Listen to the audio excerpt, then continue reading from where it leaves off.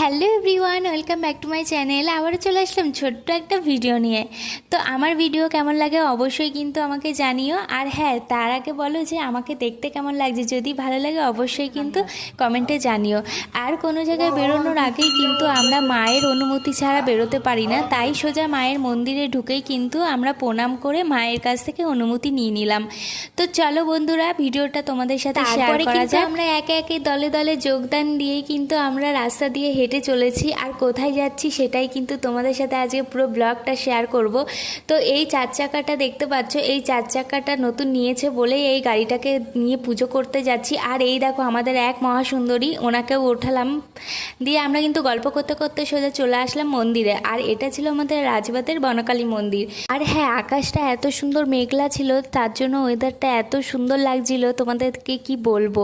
তো চলো, তোমাদের সাথে কথা বলতে বলতে কিন্তু আমরা মন্দিরের ভিতরে প্রবেশ করেও নিলাম। আর দেখো মন্দিরের ভিউটা যা অসাধারণ। যে কোনো মন্দিরই হোক না কেন, সেটা শান্তির নিবাসই হয়, সেই শান্তি আর কোথাও পাওয়া যায় না। তো চলো, এই দেখো গাড়িটা দাদা ভিতরে নিয়ে আসলো, আমি এসে একটু ঠাকুরকে প্রণাম করে নিলাম। তারপর বোন কিন্তু পুজোর সব সামগ্রী রেডি করে দিয়েছে ব্রাহ্মণকে, তাই ব্রাহ্মণ কিন্তু সঙ্গে সঙ্গে পুজোয় বসেও পড়েছে। আর এখানে দাদা ভাই আর বোন মিলে পুজো দিয়েছে, কারণ আমরা সকালে খেয়ে নিয়েছিলাম বলে আমরা পুজোটা দিতে পারিনি, ওরাই দুজন অঞ্জলিটা দিয়েছে। আর এখানে পুজো শেষ হওয়ার পরে কিন্তু ব্রাহ্মণ চলে এসেছে নারকেল নিয়ে, নারকেলের জলটা গাড়িতে দেবে। পুজো শেষ হওয়ার পরে কিন্তু আমরা বাড়ি যাওয়ার উদ্দেশ্যে রওনা দিলাম আবারও। তো চলো বন্ধুরা, এই ভিডিওটা যদি ভালো লাগে অবশ্যই কিন্তু লাইক কমেন্ট ও শেয়ার করে পাশে থাকবেন। আমাদের এখানে পুজো দেওয়া হয়ে গেছে, আমরা এখন বাড়ি যাই।